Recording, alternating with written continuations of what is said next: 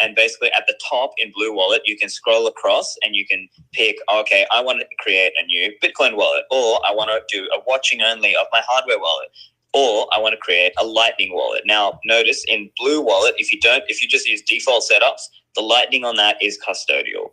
Whereas if you do it in, say, Moon Wallet or Breeze is another one, BREEZ.technology, those ones are non-custodial. Now, of course, there's some little trade-offs and little bits there. Like, you're not doing everything yourself, obviously, but it is like a nice, easy way to bring a newbie in if you want them to use Lightning straight away without going custodial. Moon or Breeze are probably the easiest options available today. Cool. Excellent. Dennis, did you have anything to add there, or shall we take the next question? Let's keep moving. I do think it's interesting that the security kind of model on these wallets, on the mobile wallets, is improving. And I'm wondering if you ever thought that it could get to a place where it would start to recommend larger amounts of sums being okay on mobile wallets. Because right now, we recommend very little amounts on these mobile wallets. Yeah, you're right. And of course, it can, obviously, as anyone who's been around Bitcoin for a while knows, the price can shoot up dramatically.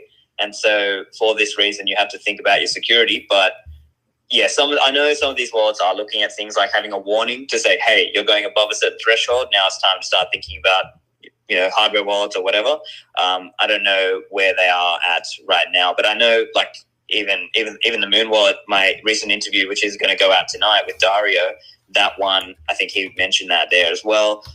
Otherwise, I mean, you could point people to even like Casa wallet if people want to do the Casa multi-sig. That's another choice. Obviously, there are certain trade-offs there. You're not doing your own node. It's closed source, but there are certain trade-offs you have to make, and you have to kind of intelligently decide. Sorry, we lost Ryan. Let me add another question. While we're waiting for Ryan to come back up, I think we should let people know that the Cafe Bitcoin runs this Q&A a little bit differently. So we'll be letting people up one at a time. So make sure you raise your hand and get in the queue now.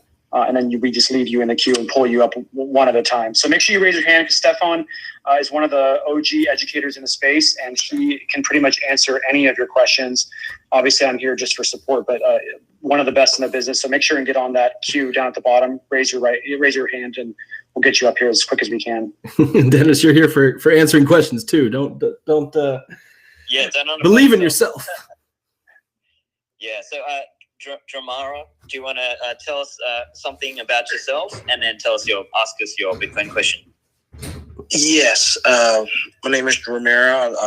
I'm a mental health technician. I just recently got into trading stocks and a little bit into cryptocurrency. I don't have a whole lot into Bitcoin, but I've been trying to put some in there. The question I had was about the altcoins. Are they worth even investing in, or should I just stick to Bitcoin? So my suggestion, and maybe this is going to sound toxic, but I'm basically Bitcoin only. The reason is I think the vast majority of altcoins have some kind of trade-off that they're not telling you, or there's some aspect in which they're not really truly decentralized, and often in many cases they had a pre-mine or some kind of founder or benevolent dictator, which effectively means the project is not actually decentralized and does not credibly represent the same kind of thing that Bitcoin has. So I guess, in fairness, there are other people out there in the world who think differently to me, but I'm more like just buy Bitcoin only and stay safe that way. So you don't kind of waste time, basically.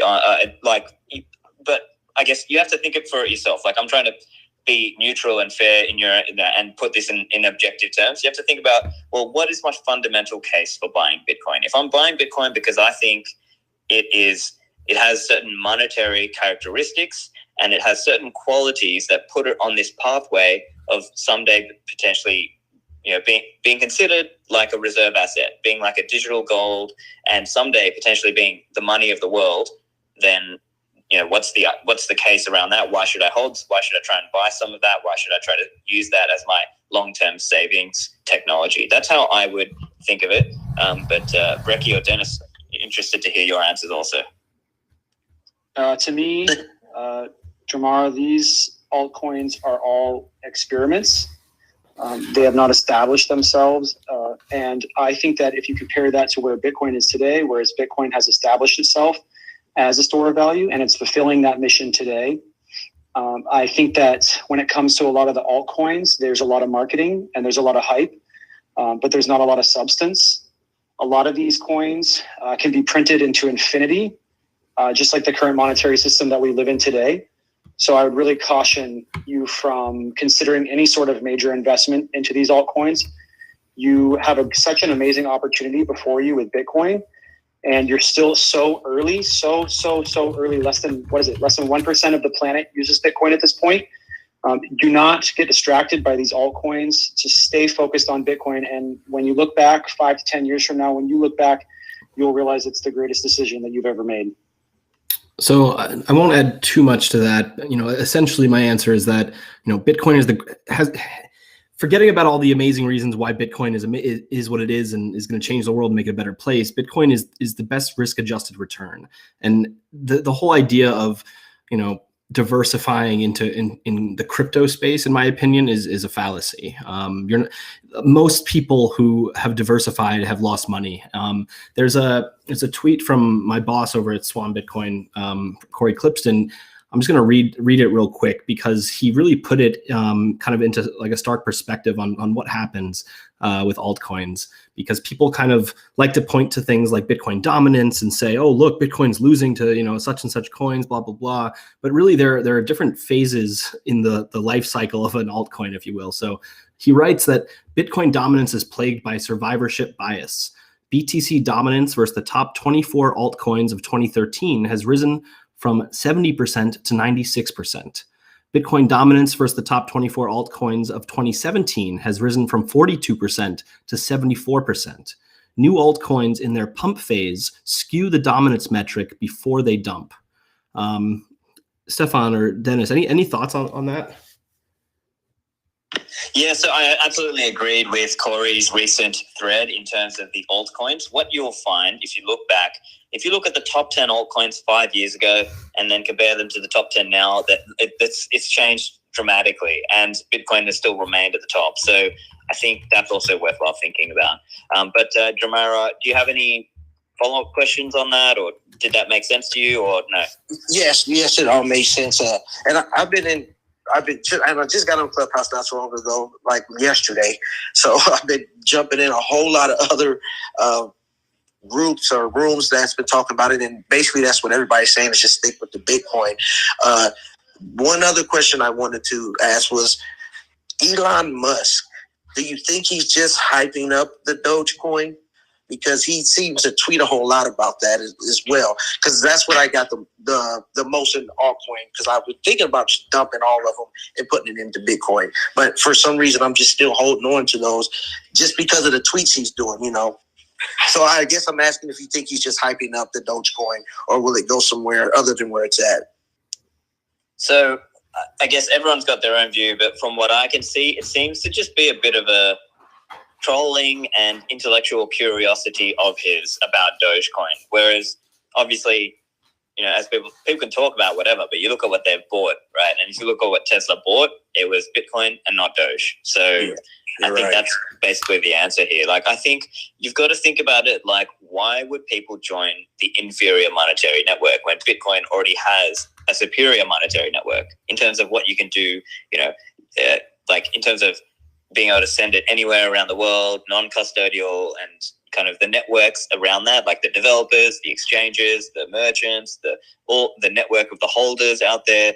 Like, it comes down to those things. Like, so to hold these altcoins is, in some ways, it's a speculation that well, not for everyone, but in some cases, it's like do you really think that somehow people are that any of these altcoins are going to displace Bitcoin, despite Bitcoin being so much larger and having so many more holders in terms of the network of holders? Yeah, I completely understand. Yeah, that makes a whole lot of sense. Yes, thank you. Sorry, you're cutting out there. I said it makes sense. Maybe I'm cutting out. No worries, man. I think everyone's audio was a little choppy there. A little choppy, yeah. I thank you guys for all your input. I greatly appreciate it. For sure. One last point there on Doge is that there's no supply cap. So again, it can be printed basically to infinity. There's no dev team support, and the top 100 wallets hold roughly 70% of the supply. So the supply is extremely centralized, which means it's very prone to having these whales just completely dump on the market. And it leaves small retail investors such as yourself very vulnerable. So I'd really caution against holding this coin long term. Okay. Thank you. Appreciate that. Thanks very much, Romero. I'll invite up Laura. See if we can get Laura up on the stage. Hi, Laura. Hey there. Sorry if I sound out of breath. I'm in the middle of my after work up and down the hills of San Francisco walk run. So thanks for giving me a couple of minutes here. Appreciate it. Of course. Tell us a little bit about yourself and what's your Bitcoin question? So I'm super psyched to be a part of this community right now. I mean, this whole Clubhouse thing is pretty new to me, as is investing. And just within the last 2 days alone, I feel like it's been such a wealth of knowledge. So just a general shout out to everybody. I really appreciate everyone's time. I'm relatively new to investing overall. I've been doing a lot of reading around like traditional strategies, take 6 months of your kind of needed income, put it aside in cash, then, take the rest and invest in index-based funds through, either like a IRA or a brokerage, and then potentially do more risky investment with another, smaller percentage of what you have to invest.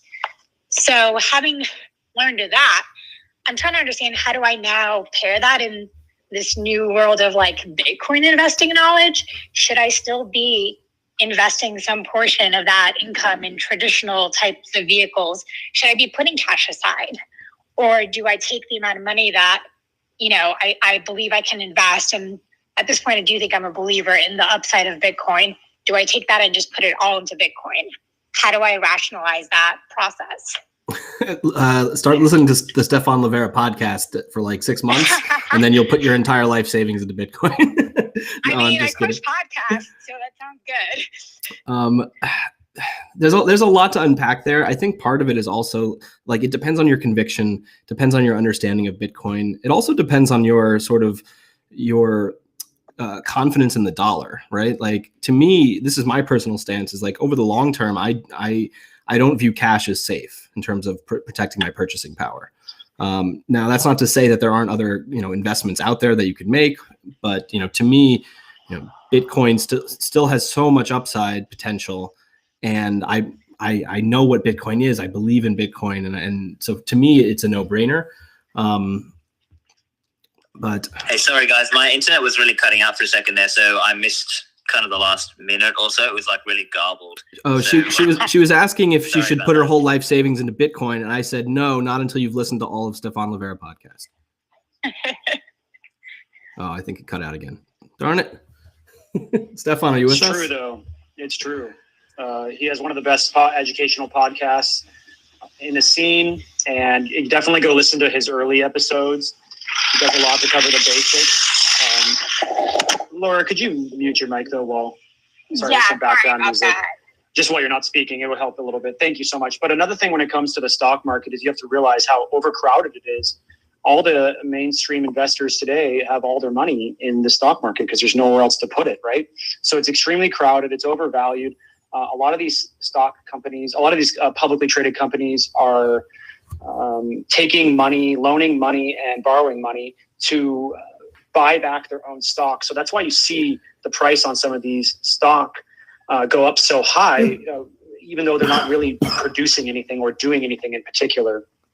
Another thing you should really do is look at and track is gold compared to stocks over the last like 50 to 100 years. And you'll realize that pretty quickly that a lot of these companies are relatively flat in valuation. So take that into consideration when you're deciding between stocks and you're deciding between buying Bitcoin. Bitcoin is an asset that has appreciated year over year about 200% per year. I don't know very many stocks that do that. Obviously, the curve is probably going to decrease over time, but we're still so early We could also be hitting a super cycle soon, which means that we're just going to get escape velocity going and really start taking off. But it's definitely a personal decision, Laura. So keep doing your research. As Brekkie said, the more research you do, the more convicted you'll be that you need to buy Bitcoin.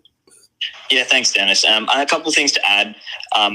I would just say, sorry, my phone was, I think the internet or not was sort of cutting in and out, but I think I got the gist of your question, which was around how much are you putting into stocks versus how much are you putting into Bitcoin, and how do you think about that? So my answer on that cash is the other aspect of it, because I could almost say I'm probably convinced right now in terms of Bitcoin versus stock, but should I still be reserving a certain amount of cash to have on hand for, let's say things hit the fan, right? I lose my job. Do I need 6 months of cash in a, shitty savings account? Sorry, I hope I can curse. I mean, yeah, sure. I still do that.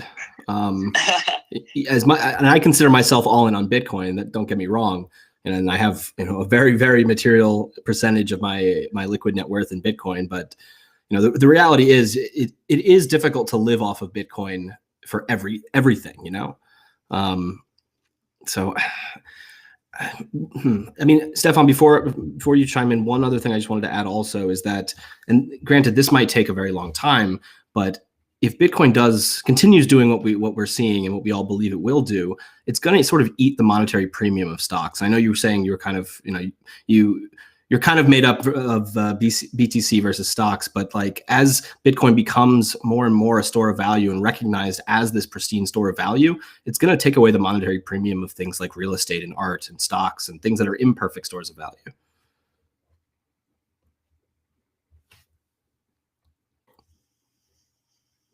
Maybe Stephan is cutting out again, unfortunately. There you go. We got him. Yep. So hopefully you can hear me now. We can hear you. Gotcha. Yeah. So look, at the end of the day, you still have to think about what, do you have enough to get by on the next 6 months or so? What I would say is you just have to, the important thing is to just get started with Bitcoin, whether that is take an initial lump sum and set up your dollar cost averaging plan. And then as you learn more, then you start to think about, okay, am I going to increase my investment here versus lower my investment elsewhere?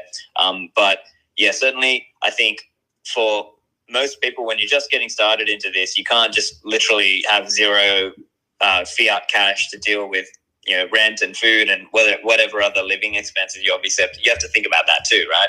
It's just more like stuff that's over and above that. That's where you can start thinking about saving into Bitcoin. So I think about Bitcoin really, you want to be holding it for as long as you possibly can. But the way I would say it is, if you're buying Bitcoin, you really, the minimum holding period should be 4 years. So historically, if you've held for 4 years, you've done very, very well on that. So I guess if that's some kind of guide, I would say the money you're putting into Bitcoin, you need to be comfortable that you're not going to be touching that for 4 years minimum. Definitely, Laura, hold on to your emergency account though, because you don't want to get into a situation where, let's say either there's two things that could happen. Let's say the price of Bitcoin goes down a lot and you run into a situation where you need money. Well, you're going to have to sell that Bitcoin at a loss. And I wouldn't want you to have to do that. Always try to keep some cash on hand so that if any purchases come up or if any emergencies come up, you're not forced to sell any of your Bitcoin at any point. You never, ever want to sell Bitcoin. That's all super helpful. I really appreciate it. And I will definitely check out the podcast too, just to go a little bit deeper on this. Excellent. Thanks very much, Laura. Thanks, guys. Thanks, Laura. For anyone who's just joining us, by the way, we do these Bitcoin for Beginner Q&As twice a week now. So Monday nights Pacific time, and then afternoons, I think around 1 o'clock Pacific time on Wednesdays. If you're not a member of the club, you can become one by clicking on Cafe Bitcoin at the top left. We have tons and tons of rooms each week, and rooms in different languages now, which is really exciting.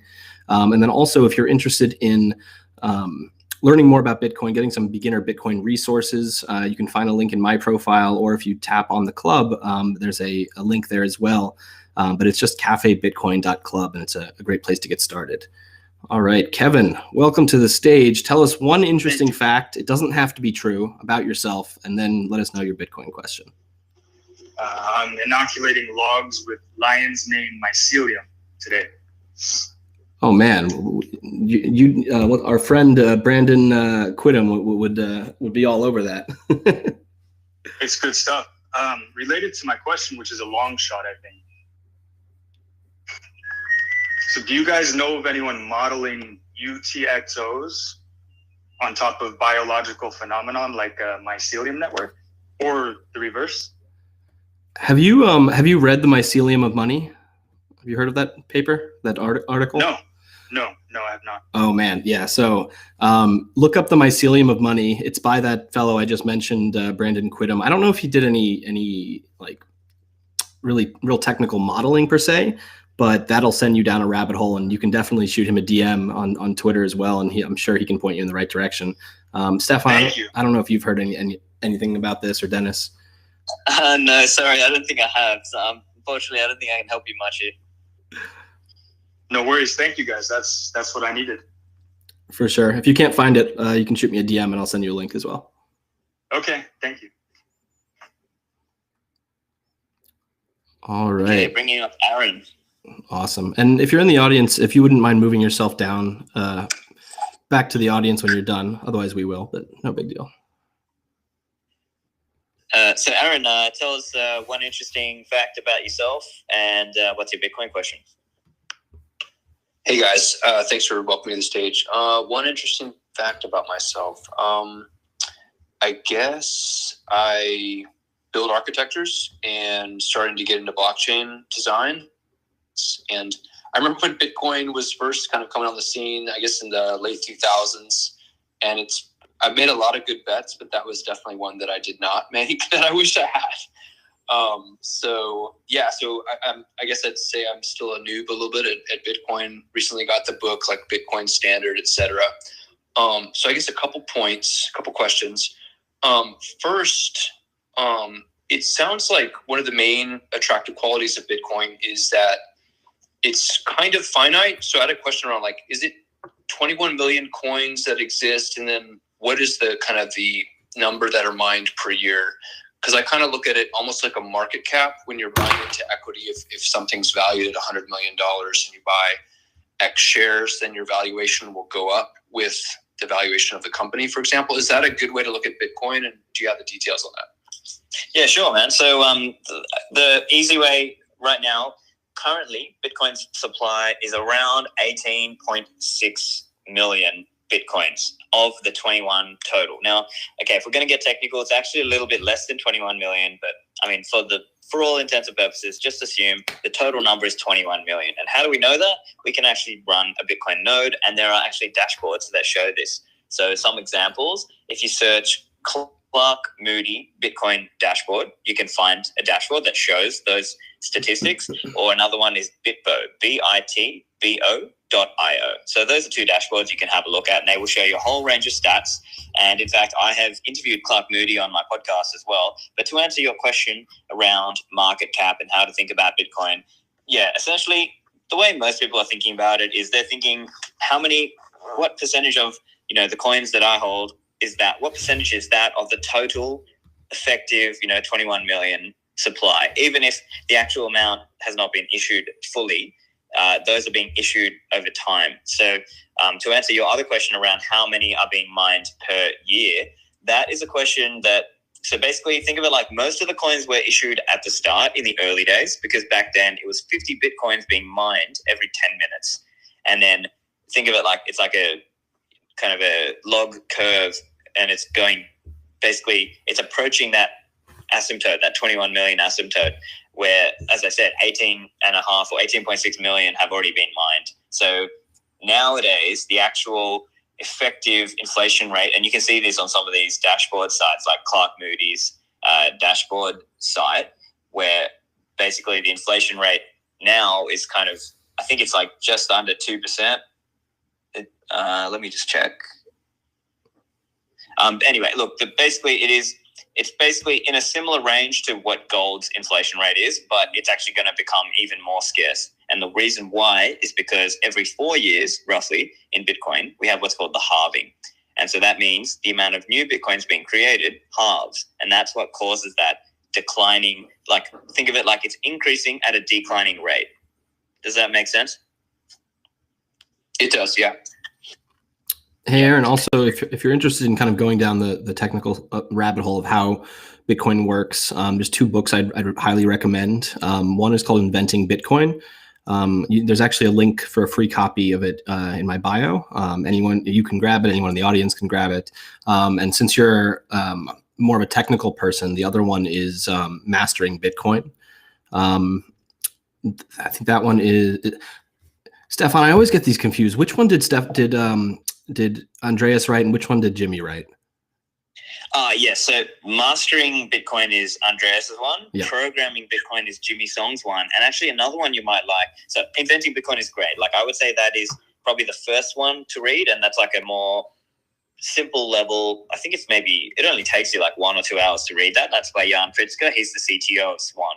And that's a really good one to start. And then another one, if you're actually interested to dive a little bit more technically, is also Grokking Bitcoin. So that one's by Khaled Rosenbaum. That's also a really good one in terms of explaining, and it's got some really nice diagrams and explaining, this is how Bitcoin works at a system level without necessarily going into the deep, hardcore coding aspects of it. And then, of course, if you want to get into the more hardcore coding aspects, that's where Programming Bitcoin by Jimmy Song is a good one. Mastering Bitcoin is also a great choice by Andreas. I think it's just that Grokking was written a little bit later, so it's a little bit more updated. And I just kind of like the explanations a little bit better in Grokking Bitcoin.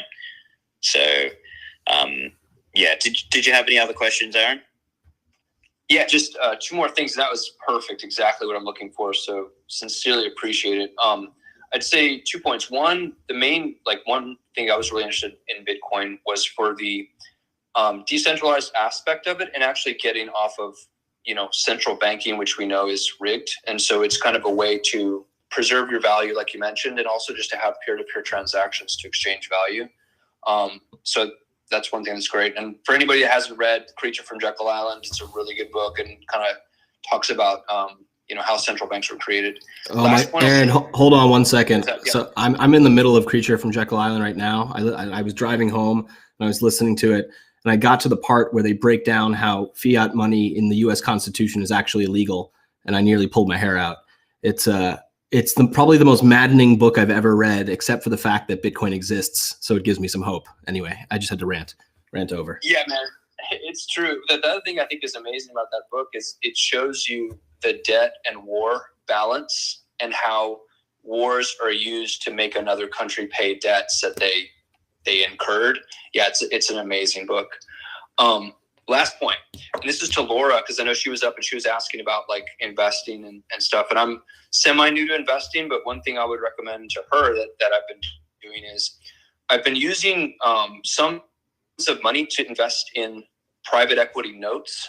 And generally, if it's a good business plan and if they're strong leaders, they will give you like a 20% note. And so they know that they're going to get 70% or more on their capital. And so I have, notes for 2 years at 20%, 4 years at 20%. And so far it's been great just to build your passive income to meet your expenses monthly. And then I'm looking at Bitcoin for, like you mentioned, just going long and preserving value and watching that kind of accelerate. So thanks you guys for the great room and for all your discussion. Thanks, Aaron. Much appreciated. All right. Bringing up Frank now.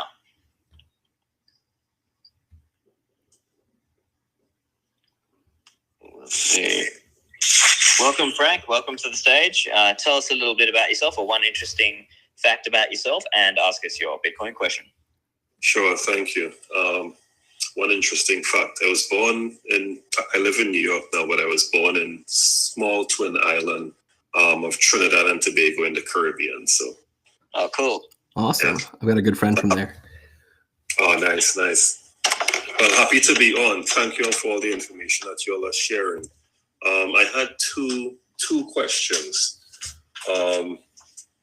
One, I know the philosophy around Bitcoin essentially, for a lot of people is to buy. Frank, and essentially hold it, right? Because the expectation is that the value will. Yes. Hey, sorry, you excuse me, you cut out there. Could you repeat that real quick? The last sentence. Sorry. Yeah, sure. The philosophy of a lot of people that own Bitcoin is to hold it for the long term, right?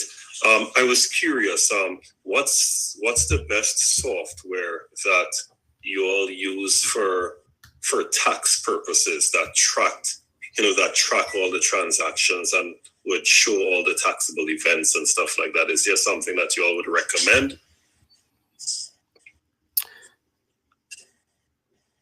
Oh, so that's kind of tough, and it really depends on what you're actually doing. Like if you're doing a lot of trading, you're going to have a lot of data from whatever exchange you're using. I think the reality is that your best move is just to find a tax advisor who with experience in Bitcoin and crypto. But I will say, if you are holding Bitcoin for the long term and you're not selling, there's no taxable events, so you're good. Yeah, true. I did notice when I move from wallet to wallet occasionally, I'm trying a software right now called, what's the name of it? Let me pull it up here. Actually, Coin Tracker. It shows like your performance, and it has like a tax package included in it as well that can show all your taxable events, and it is reflecting some minor taxable events there, so I'm not sure where that's coming from, but I was just curious if there's a recommended software that is popular within the community. I've heard of that one. I've heard good things, but I haven't used it myself. One thing just to note is that sometimes you'll get data from exchanges and they will consider something a taxable event that is not a taxable event. Like you might like for whatever reason, Coinbase will kind of see any transactions where you send Bitcoin to yourself and they'll be like, that's possibly a taxable event, but it's obviously not if you're just sending it to yourself. So something to keep in mind. Yeah, exactly. And I would just add, so yeah, there's a few out there. So I think there's Coin Tracker, and I've heard some, I interviewed these guys doing accounting as well. But I mean, personally, obviously it depends on what country you're in, what you're doing. And of course, really, if you're just hodling, then there's no taxable event on that. So generally speaking, that's the easy way to do it. Is, I mean, for me, I just kind of use a manual approach because I'm hodling. But yeah, basically, if you are trading, then you're going to be you will tend to be incurring CGT, capital gains events. So you want to think about that. Essentially, you can download the extract from exchanges and things, but yeah, for the most part, you want to just be hodling in your hardware wallet or multi-sig setup, and basically make sure your accounting and your tracking is good as well, because I know obviously it depends on different countries and things, but I know here in Australia, at least for tax purposes, having good accounting and good records means you can select which parcel you sold, and then that can be useful from a capital gains accounting point of view, because you can, you or your accountant can start optimizing or start selecting, okay, when someday, let's say someday you do sell, then having those good records will help you in terms of selecting which batch or which parcel to sell. At least that's from an Australian point of view. I just want to be clear, I'm not a tax lawyer or accountant, but this is just from my knowledge of the industry and from my own discussions with, my accountant and other accountants out there. So, yeah. Okay, understood. That was very helpful. Thank you. One more question. I've been reflecting on, what can be a possible, risk to Bitcoin, right? As I do my due diligence, I've been probably holding for 3 or 4 years now. As it, becomes more mainstream and, there's a greater awareness of it, as the price appreciates and it becomes more apparent to, Wall Street and the media that, it's a potential legitimate asset, right? I was interested in understanding, what your thoughts are on currently. Sorry, am I coming across? I just saw a poor connection message. Are you all still hearing? Yep, we can hear you. Yep, go on with your question. Perfect. So I know, a lot of institutions may be buying up Bitcoin, right? a lot of the financial institutions and so forth, around the world may be buying up Bitcoin. And typically, financial institutions look for many different ways to, to just make high profit, right? So they look at industries, and I think like this, they'll see it as a huge opportunity to, to make a lot of money.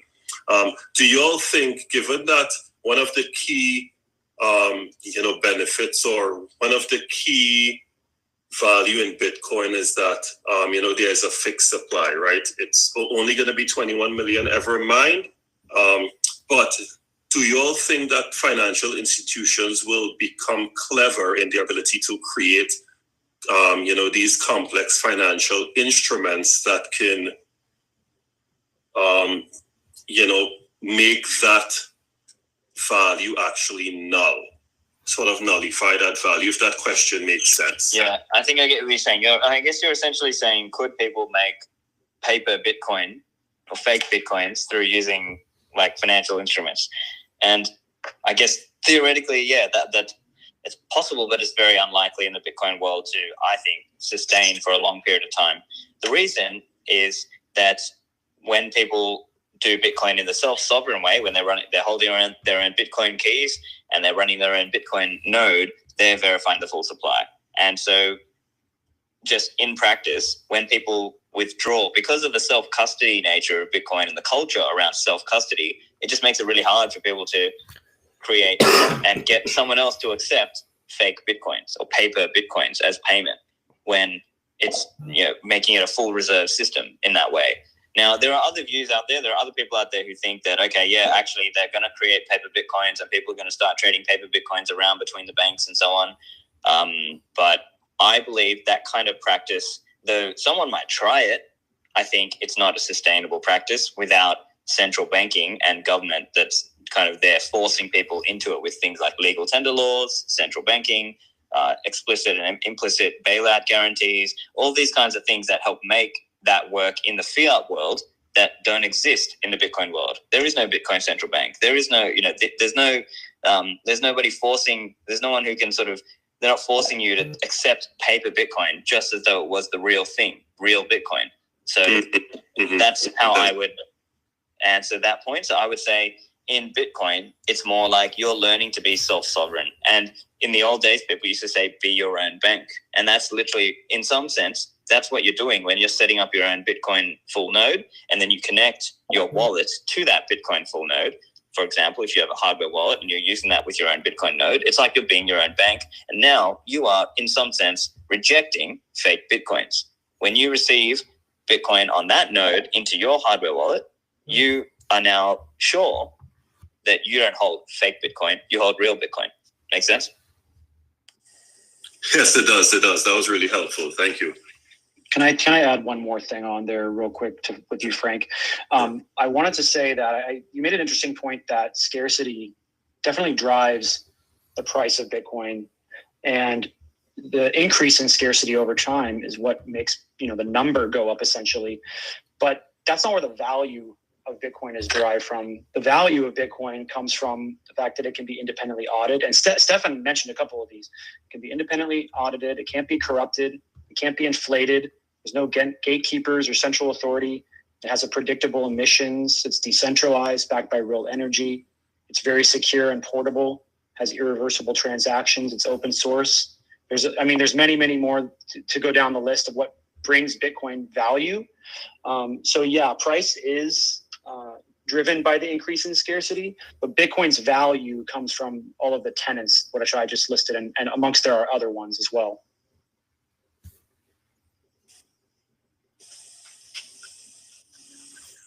Yes, I completely agree with you, and I, as I reflected on this and increased my understanding of this, of the asset and the ultimate value that it can create for a lot of people who are currently holders of this asset.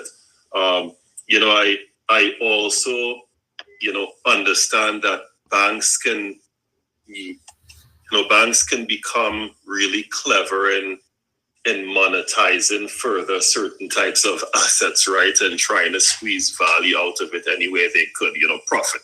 And we saw with the last financial crisis the ability to create these clever exotic instruments, where the value can't even be clearly determined, caused a huge havoc, right? So I was thinking from the perspective is there something I'm not thinking of that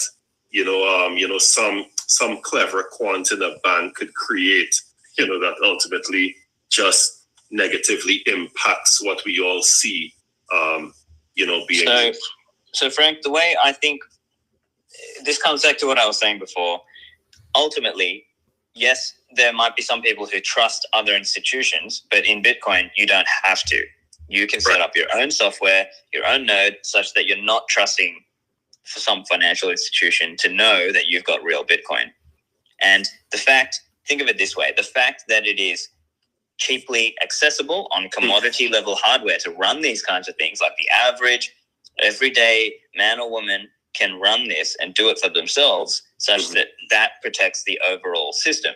So in some ways you're protecting yourself, but then you're also defending the overall system in some loose sense. So hopefully that helps. It makes sense. Yes, it does. Thank you. So hopefully that makes sense as to why such a scenario it's not the same. That scenario that, like in the global financial crisis and people creating complex financial instruments and so on. I think it's a different. We're dealing with an entirely different kettle of fish here. Understood. Agreed. Yeah. Great. Okay, so I might move on because I've only got about 8 more minutes before I've got to move, guys. So thanks very much, Frank. And I'm just going to bring up someone up onto the stage. Let's get Gage. Okay, Gage. Just bringing you up to the stage now. Can you hear me? Yep, we can hear you now. Gage, tell us one interesting thing about yourself, and then go ahead and ask us your Bitcoin question. Yeah, of course. I actually lived in Australia for a year, a few years back, Nice. on Bondi Beach, and it was the best year of my life. So there's a fun fact, and you can probably relate stuff on. So yeah, definitely. Yeah, I actually live near there, so yeah, go on. Oh wow. So now into the fun stuff, I guess. I was wondering where you guys fall on the whole stock to flow versus rainbow chart, especially as it relates to Metcalfe's law and maybe the possibility of a super cycle. Yeah, look, this is one of those things that, people go back and forward. You ask different Bitcoiners, they'll give you different opinions. Some of them are like stock to flow maximalists, and other people are like anti stock to flow maximalist. I just find it interesting, personally. I just find it an interesting thing. Obviously, I've interviewed Plan B numerous times, but that doesn't mean the model holds up. And for all we know, the model could just break, right? I think this is the argument as well of Michael Saylor, that essentially a few billionaires and a few hundred millionaires and maybe some big companies could just bust in and just totally blow it all away, right? Here's Corey. But basically, a few people I think the full thing is "Here come Corey." I think is what you're supposed to say.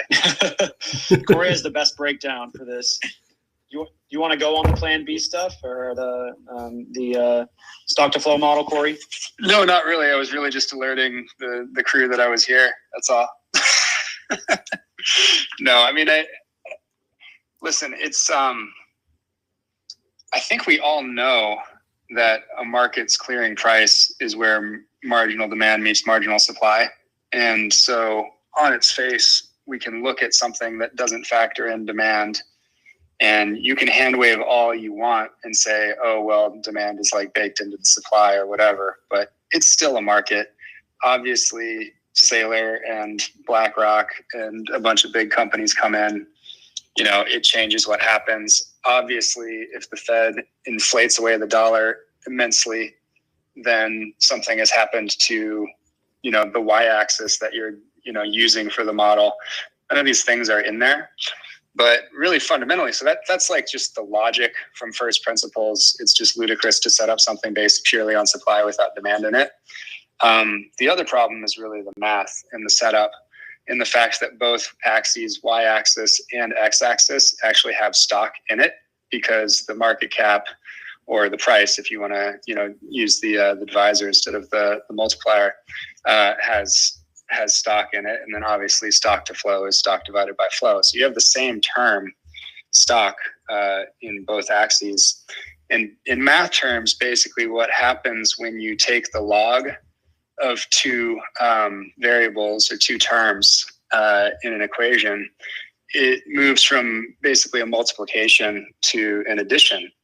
And then whichever of the terms has, like if two terms in an equation have, one of them has a lot more variability, then when you add the log of it to a very small log of the other term, and in that case it's flow, it's the new supply, has almost no variability, obviously, because it's the same for 4 years, and then it steps up, and then it's the same for 4 years, whatever. It's a static, non-random variable. Basically, it's auto-correlated because your x-axis value is driven by your y-axis value, and that's why you get the high autocorrelation. So it's just really, really, really poorly constructed bad math. It's not that you have to wait to see if it breaks up, down, whatever. It's that it's actually invalid to begin with. What I like to try to explain to people is that a model can either be valid or invalid. You toss invalid models out on the scrap heap and you don't pay them another moment's notice. Of valid models that are actually properly constructed, those could either be useful or not useful, and you might be interested to look at them and see if they break or whatever. But this one, both of them are actually like really bad. And then you look at sort of the pattern of sort of deception, blocking of detractors, ad hominem attacks, and some of the sort of political behavior, and trying to create like kind of a bubble around amassing followers, which is essentially what Plan B has done.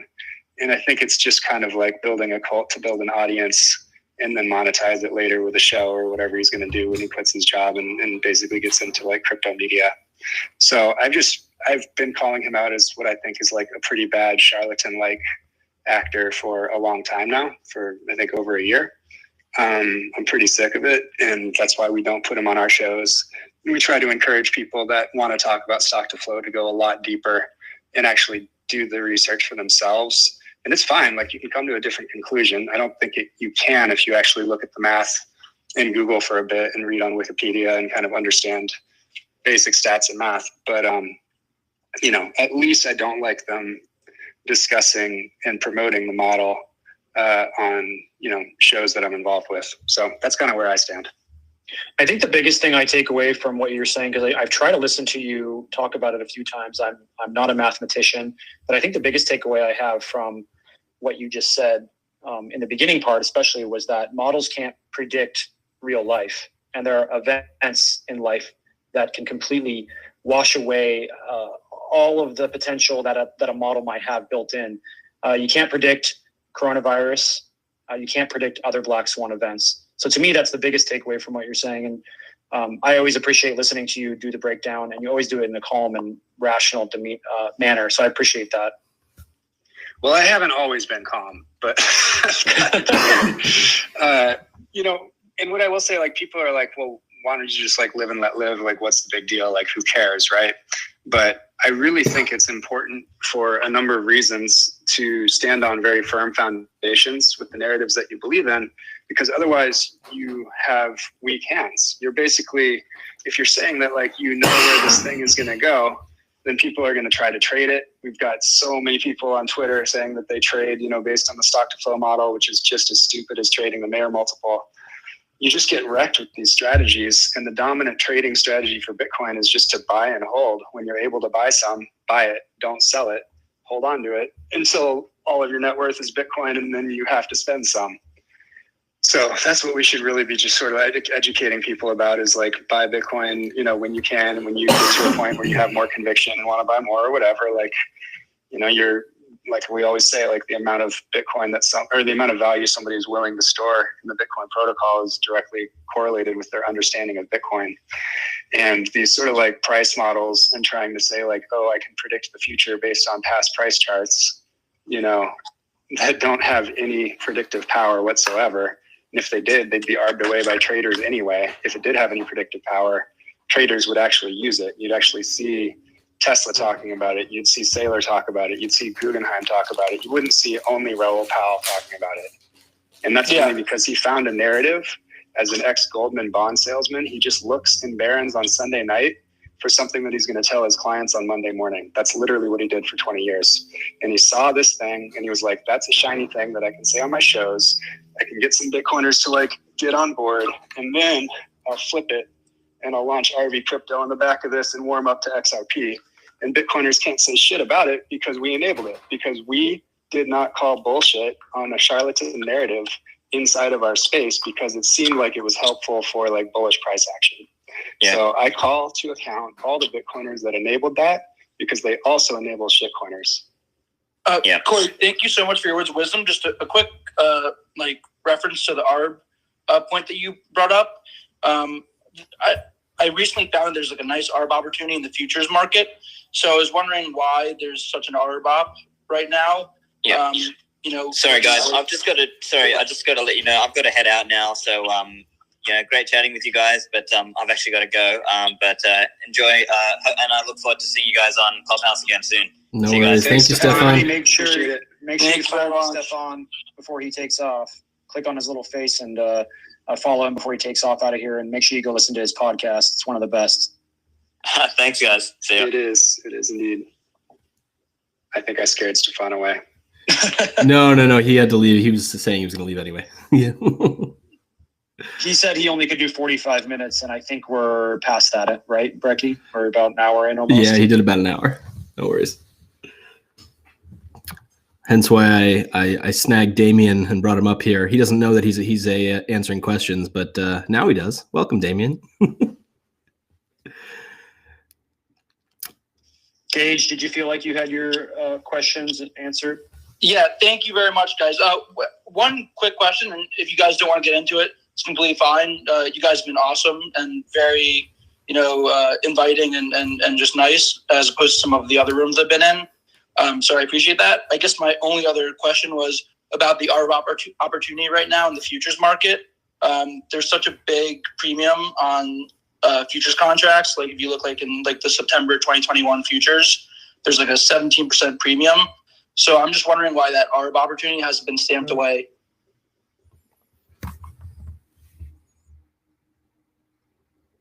Not sure we have anyone up here who's Dennis, unless you want to take a crack at it, but that's out of my wheelhouse. Not a trader, man. We don't. Bitcoiners are not traders. Corey would probably be the most well-equipped. We just really don't get into trading too much. There are some Bitcoiners, obviously, that are very smart Wall Street types who understand markets. It's not my expertise. I don't want to try to butcher my way through an answer on that one. No worries, guys. Thank you so much for everything. I appreciate it.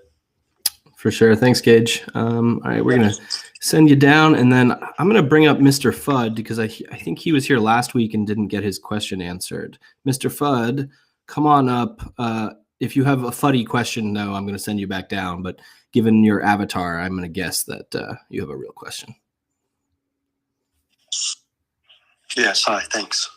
So, Brekkie, I'm from Bitcoin and Friends. Oh, what's up? You didn't recognize the logo?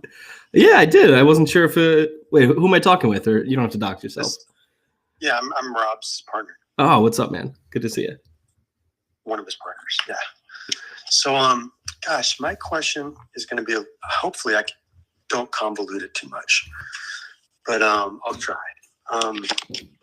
So I've been in since like 2015. I invested in Bitcoin and Ethereum at the same time. And obviously Ethereum did much better financially. So it drew me towards altcoins for the last, since I discovered it. While along the way, I've, of course, focused on Bitcoin as well. So my conclusion is Bitcoin is the only decentralized network, period. I get that. And the shitcoins, yes, I get that. They are shitcoins, I understand. But what I know as me being a person is when you see a shitty person, there's always going to be something good about them to pull. And I think the same goes for Ethereum and all the other networks, is that they appear shitty, but find something good in there, because from what I've found in researching business models of these altcoins, there's some amazing business models, even though they're built on shit and they're likely scams down the road. You'll get your rug pulled or something. But I said, what bothers me about the Bitcoin community so far is I never hear anybody talking about putting a smart contract layer on top of Bitcoin to where at least you could do a stable coin for Bitcoin. Now, I'm not a tech guy, so I'm expecting an answer along the lines of it's not really technically feasible because stable coins were created on Bitcoin, though. I mean, Tether was created on Omni on top of Bitcoin. There's also it's kind of in the works now, but that's the whole point of the RGB protocol, right? You know, to be able to bring non-fungible tokens, things like Tether, to Bitcoin. So, you know, I would just say that it's not quite there yet, but it's coming. It's not like, you know, it's kind of just the Bitcoin way. Things move a bit slower, and then when they're built, they're better off. I'm noticing that the Bitcoin community of developers is not the stealthiest, but they are the smartest. Yeah, I think that answers my question in a way, because I just want to know if you guys poo-poo on it. Because it seems like phase 2 with the Lightning Network, it just seems right in there with the wheelhouse. So. Yeah, I mean, I personally don't have a problem with certain, like, I don't have a problem with stable coins in general as a concept, as a thing. I have nothing wrong with that. I don't see anything wrong with smart contracts. I think that's where we're going inevitably. Personally, my problem is with, you know, with things that are like scams. Like I don't like Ethereum for many reasons, you know, and things that are competing with Bitcoin, whether they realize it or not, they're competing with Bitcoin as money, which in my belief is in the long term, they're going to trend towards zero, and they're just adding more friction. Like, why add more friction when you can build on top of Bitcoin? So, you know, Another thing you said there real quick though, earlier, Mr. Fudd, was when you mentioned that they have good business models, yet being on a blockchain and having a token is pointless. So then why would you trust or work with a company or invest into a company that is essentially running a complete marketing scam? That's really what's going on with these companies. It's 99% of the time it is pure fluff and marketing. So I challenge that when you say they have good business models or good business practices. How can you say that when they're running a scam and they're scamming new people that have no idea what they're doing, scamming them into thinking that these altcoins are an investment into the company when really it's just a way to collect capital for free?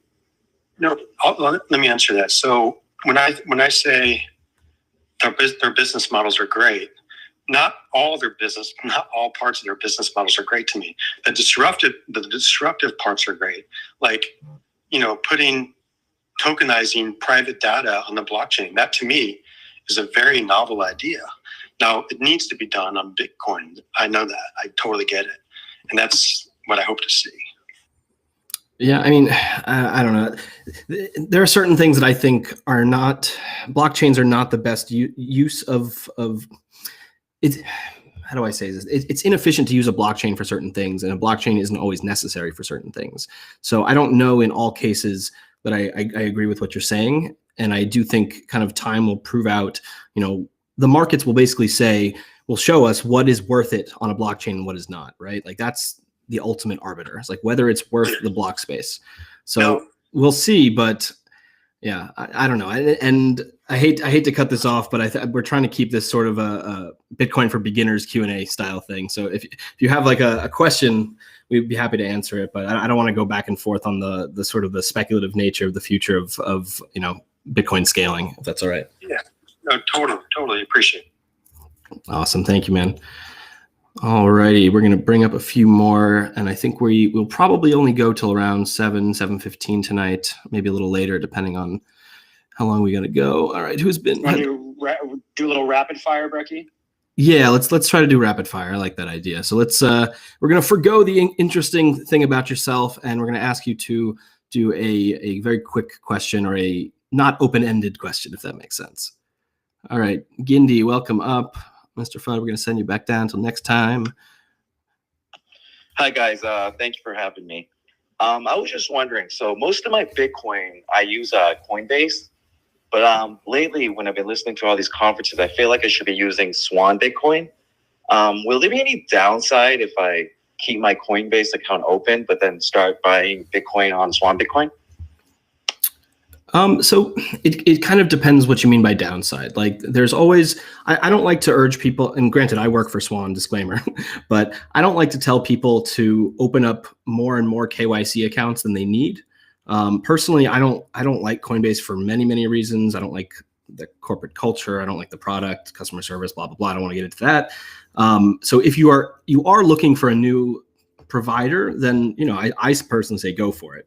But, you know, if it's working well enough, you know, you're giving up your data to a company. It's unfortunately the way of the world. You know, you have to know your customer when you're operating in the United States. So that's just something else to consider in terms of like a downside. Maybe if you could elaborate, but I don't really see a downside other than the one I mentioned, if that makes sense. No downside to keep it open. Just have it as a backup in case something happens. It's always good to have another exchange to buy from in case. Oh, sorry, I misunderstood the question. You were talking about keeping both accounts open versus like shutting one down, or? Yeah, that's what I meant. I wasn't sure if it was, you know, wise to have two accounts open at the same time. I don't think there's a downside. They're still holding onto your data, right? I'm not sure what Coinbase's policy is. If you could write to them and say, you know, please destroy my customer data after shutting down the account, then I think that might be safer per se, but, you know, not too much of a difference. Okay, thank you very much. Cheers, man. All right. We're going to send you back and bring somebody up. Who do we got? Who's been here a while? 1 second. I always find it annoying that the queue is not in order sometimes of when they raise their hands. They need to fix that. Yeah. All right, Mike, come on up. Rapid fire, quick question. What do you got for us? Yeah, quick one. I'm new to it. I'm buying up BTCs, store value, future, don't trade it. I'm reading the book, Bitcoin Standard. I'm halfway through it. It's a great book. I have a question. So it sounds to me, and as I'm also helping a bunch of friends and talk Bitcoin with a group, it sounds to me like the advantages that Bitcoin work like gold, and that, you know, it's hard and inefficient to mine, and therefore, you know, it's got that stability factor. At least that's what I understand so far. My question is, what are the threats of the mining procedure, i.e. hypothetically, if you could get free energy, legitimately free energy from solar or some other way that you've devised, hypothetically, does then it lose its luster because it becomes easier to mine and subsequently undermined? Or help me understand that sure thing. You know, that dynamic of why it holds that value because of its inefficiency to mine, other than, you know, wampum and other things. So if you have free electricity, you will definitely be at an advantage compared to other miners who don't, for example, right? But having free electricity, or even if it doesn't make it easier to mine. That's kind of the misconception here. That's what I want to know. That's the answer. It's like, why?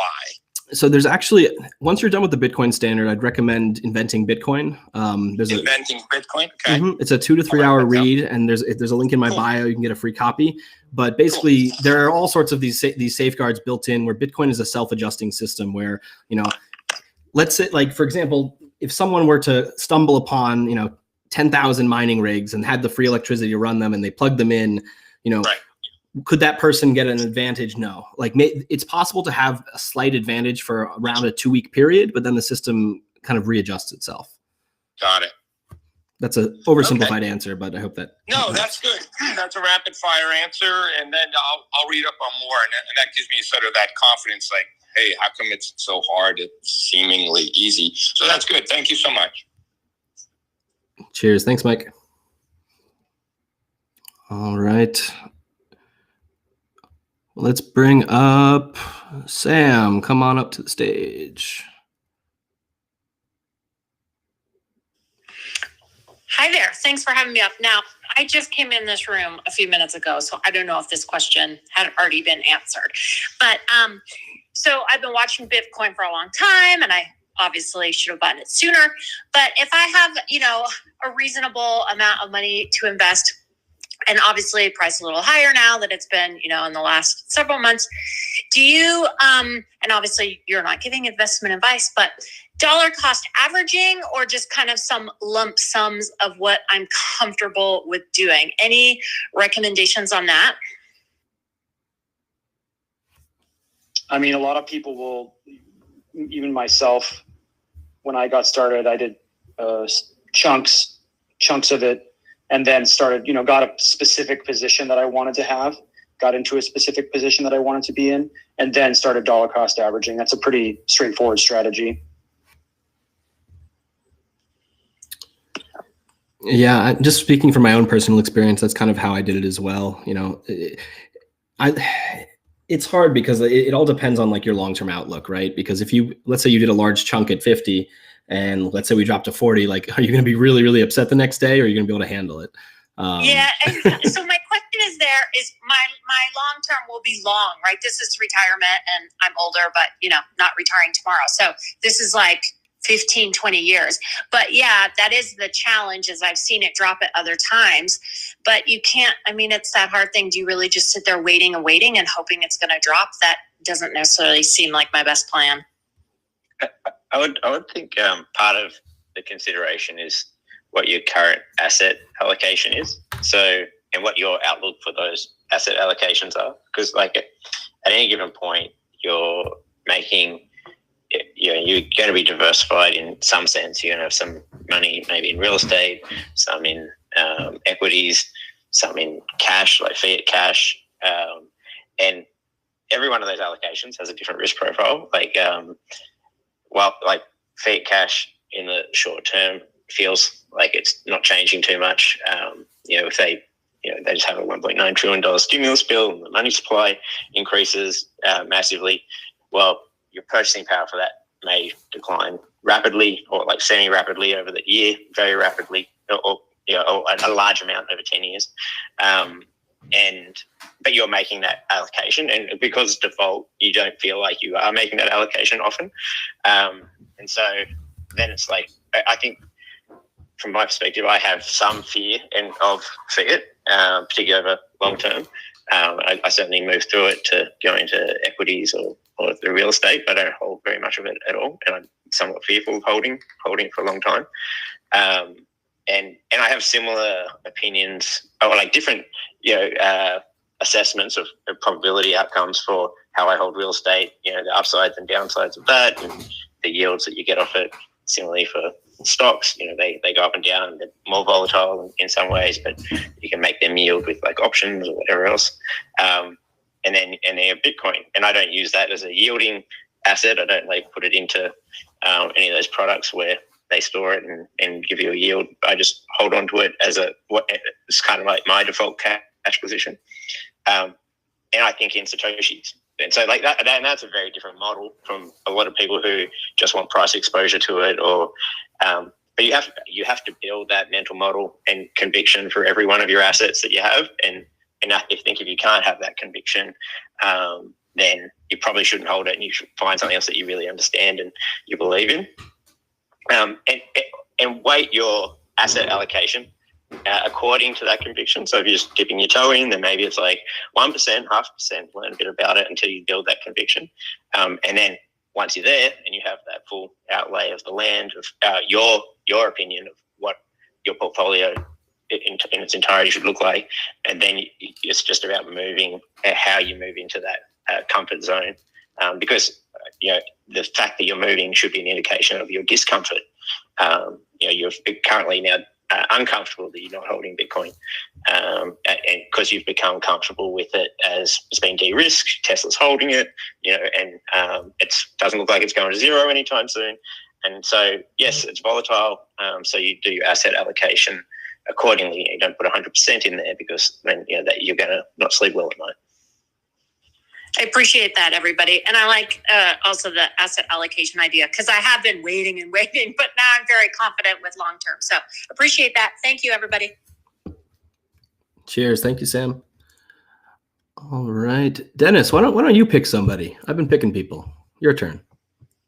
I'll pick someone. While I'm working my way through picking someone, make sure you guys go to the very top and follow Cafe Bitcoin. We are, what is it, Corey? We have the top 30, top 27 now in tech. So make sure you follow Cafe Number Bitcoin. 26 with a bullet, baby. Woo! Let's do it. We're going to keep moving up, but follow Cafe Bitcoin and be a part of the rocket ship ride upwards. You just click on the little house on top, and that will give you access to these rooms in the future if you feel like you've gotten any value out of it. Let's look through here. There's someone I saw for a while. I think it was Will Block I saw on here for a while, so I'm going to bring you up, Will. Okay.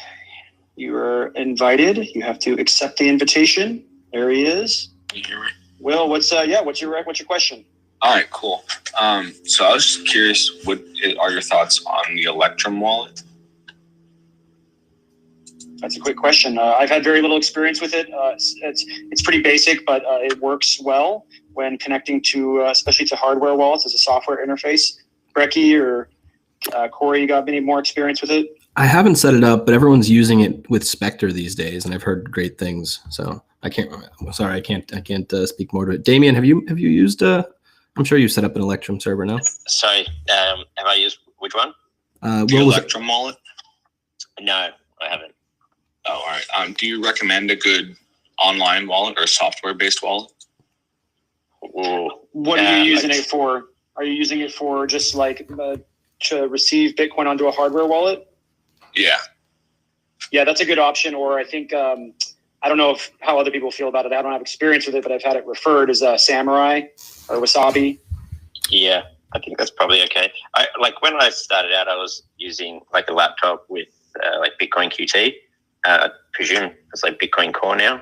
I don't Corey, maybe, which is like the default Bitcoin software. I find that's if you want to be hosting it yourself, which I presume is the case. Is that the case? Yeah, I'm hosting the wallet myself. So like the default Bitcoin software is good. After that, I think I used Armory. I don't even think that's around anymore. Gotcha. Wasabi is good as well. I've been using that for I think Wasabi. ages. I've heard very good things. All right, that and then for hardware wallets, the Tracer. I like good. One. I hear Cold Card's good. I haven't used it though. I would rank it Cold Card first, then Trezor and Ledger are a tie, and they have different reasons for why ones are better than the other, but they're pretty close. So there's some people who say they don't like Trezor because it doesn't have a secure element, but as long as no one's gaining access to the device, you're fine. Right. Gotcha. All right. That's it. Thanks. All right. Cool, Will. Thanks for coming up. Do you want me to call another person up, Brekkie? Yeah, why don't we do one more? All right. Let's see. Rolling. I saw Mike up there for quite a while. Do you want me to do him? Is that okay? Yeah, of course. All right, Mike Maldonado, come on up. Ask your question. Hey, what's going on, guys? How you doing, Mike? Good. I know you're strapped on time, so I'll be quick. I've been listening to a lot of Robert Breedlove, and I love hearing him speak about it. And one of the things he says a lot is Bitcoin has a real utility as a stored value. And he says, like, along with Saylor, that it doesn't make sense as a peer-to-peer form of exchange, and you guys have mentioned that a lot. So my question is, what will be the form of exchange in the future? Will it be another coin? Or is the point just to hold so that you're able to withdraw it later in the form of the most dominant fiat currency and use that as your day-to-day transactions? Personally, I disagree with Saylor on this point. I think right now it doesn't make sense as a transactional medium, generally speaking. But I do think that will change in the future, and I do think that the answer is the Lightning Network. I don't know how familiar you are with Lightning, but I use it multiple times a week, and it's fantastic. It's basically a second layer on top of Bitcoin. Transactions are nearly free, nearly instant. So personally, I don't know. I'm also, part of me thinks that maybe this is kind of a Trojan horse thing that Saylor is doing, where he's trying to distract from the fact that Bitcoin may become a transactional currency one day, and so governments only look at it as a non-competing store of value. I definitely don't think it'll be another token, although I do think that central banks, for example, will likely issue their own central bank digital currencies that that people will use. And I've even read some interesting things, kind of talking about how there is a case to be made that some of them may use Bitcoin to back these currencies. So I don't know where we're going to end up, but Bitcoin as a transactional medium, I think it's hard to ignore what's happening with Lightning these days. And even if you watched, the beginning of Saylor's conference before, like even they were talking about Lightning, and so I don't know. That's kind of where I stand on things. Bitcoin is an asset it's an asset unlike anything we've ever seen before, right? We've seen, if you look at the history of monies, you can kind of go through the idea that, a money has to start off or generally starts off as a collectible, then a store of value, then a medium of exchange, and a unit of account. But Bitcoin it's different, it's different than anything that we've ever seen. So personally, I think that we're kind of seeing this process of monetization, and it might monetize at both ends. It's monetizing as a store of value, and I think as Lightning gets more and more developed, it's going to become this medium of exchange as well. So I don't know if Dennis or Corey or Damon you want to add to that, but that's where I stand. Yeah, I agree with what Brekkie's saying. I think there is a historical reference point for this, though. If you look at how gold grew up and evolved, it got to the point where its limitations were at speed, and Saylor talks about that, which is where fiat came and sort of stole the show. Gold-backed fiat, right? It was like a layer two to gold, and so I think that it's perfectly reasonable to expect that when you have the requirements for speed, low fees, microtransactions, that where there was a technological solution that was applied for the first layer for settlement, which was Bitcoin, that there will be a progressive technological resolution for the second part of that equation. And I think the technological leap, you can see it in practice now, but I don't think it's that big. And it's just like a implementation social leap for that to take place. Yeah, it's a really good question, Mike. I think that you're going to see this is going to take a long time. We're replacing the entire financial system with an open source software. So these things will take time. Similar to with gold went through an evolutionary process of becoming a medium of exchange and then a unit of account. And first it had to be a store of value. That people, were using it to store wealth before they were using it as, a way to make coins, metal coins, and a medium of exchange. And then obviously you had to have people willing to accept that at a store, because they understood that it had value and that it would maintain its value over time. So I think it's just going to take a level of education and time. And I think the market will decide over time how we use Bitcoin as a medium of exchange, whether that be with Lightning, which I love Lightning, I'm a big supporter of what's going over there, and Jack Mallers and Strike. And I think that over time, eventually, though, you're going to see everybody is going to be accepting Bitcoin, and whether that takes 20, 30, 40, 50, 100 years, there will become a point when Bitcoin becomes extremely stable and there's no volatility. And that's when you're really going to see it be used, I think, as a medium of exchange, predominantly in the ecosystem. But in the meantime, people are going to use fiat. They're going to use fiat in the meantime, right? And stable coins, then probably CBDC, central bank digital currencies. But eventually, in the end game is complete takeover, and it will be one currency, the whole world, and we'll all be using it, and there won't be a need to have anything else. So on that, I'm not sure if that is exactly how it will play out. But the only conjecture I'd make is I don't think that the trading of oil and like equities on like US exchanges for US dollars is going to be given up easily, even if the rest of the population is trading with Bitcoin. I think that you may still need to go through that, and like the issuing of like SDRs from central banks, they're right. Even now they're like a basket of currency. So if they back from Bitcoin, it'll be like Bitcoin and maybe like bond ETFs and stuff inside there. So they still maintain some semblance of control without having to ban Bitcoin or anything. Gotcha. And would you guys just my personal opinion?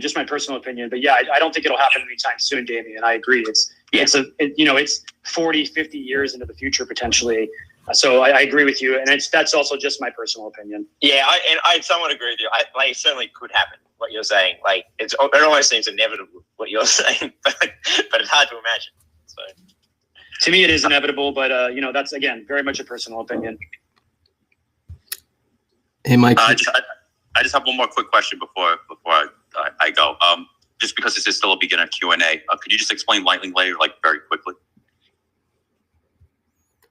I don't know that it's possible to explain Lightning very quickly, but you can think of it as a secondary layer on top of Bitcoin that settles to the base chain.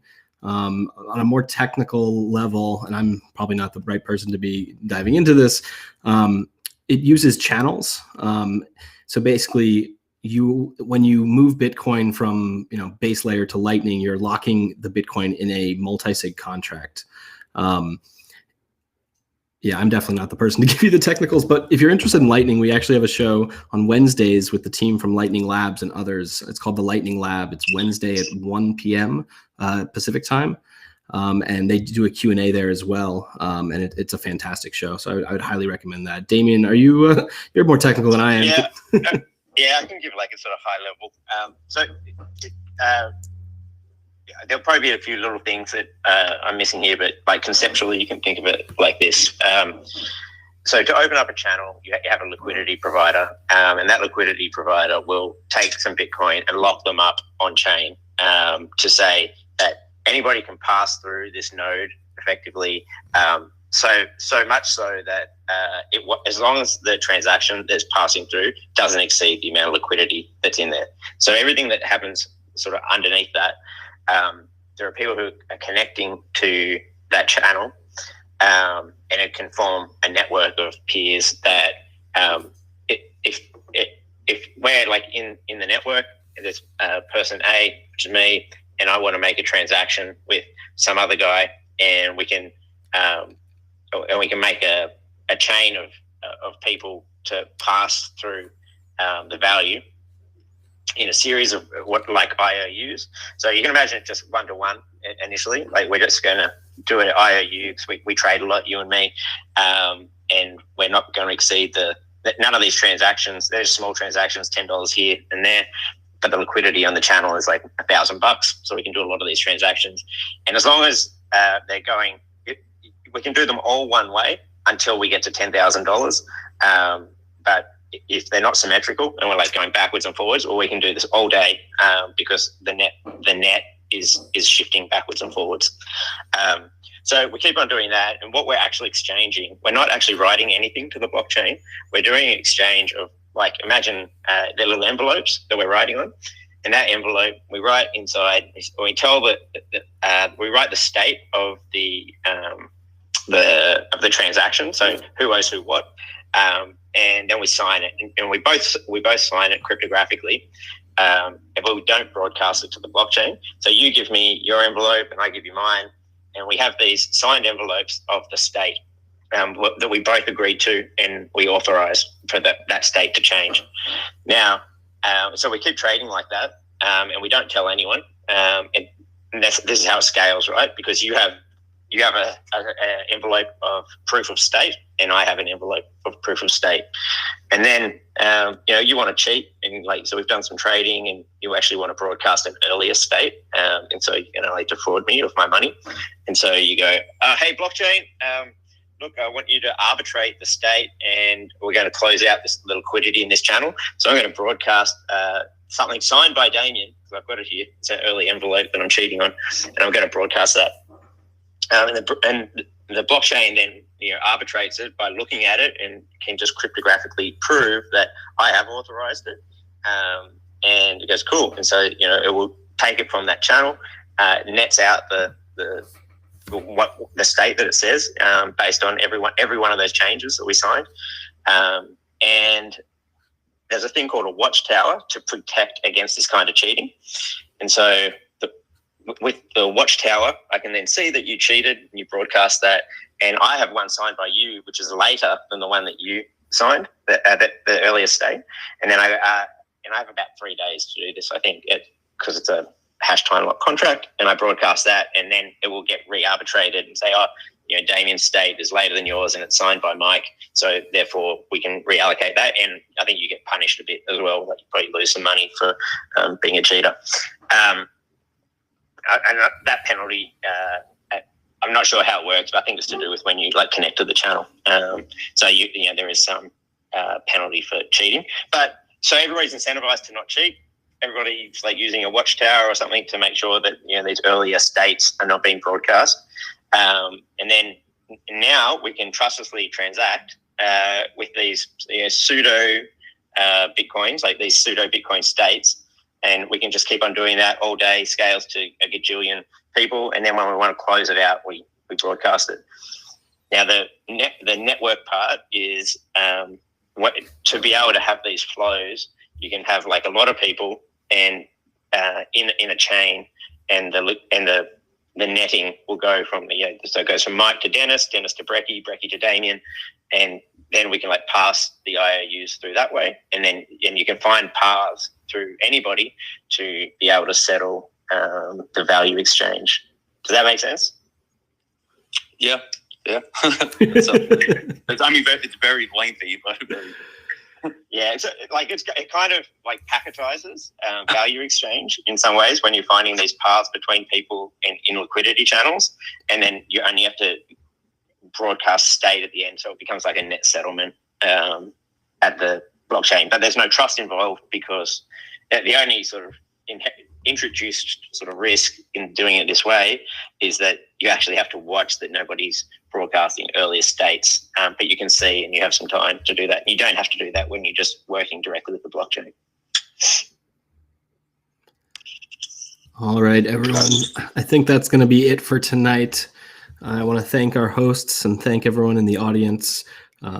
Again, this is Cafe Bitcoin. If you're not a member, join the club. Click on Cafe Bitcoin at the top left. We have all sorts of exciting rooms going on. I'll give you a quick rundown. Every morning at 6:30, we open a room with a topic of the day.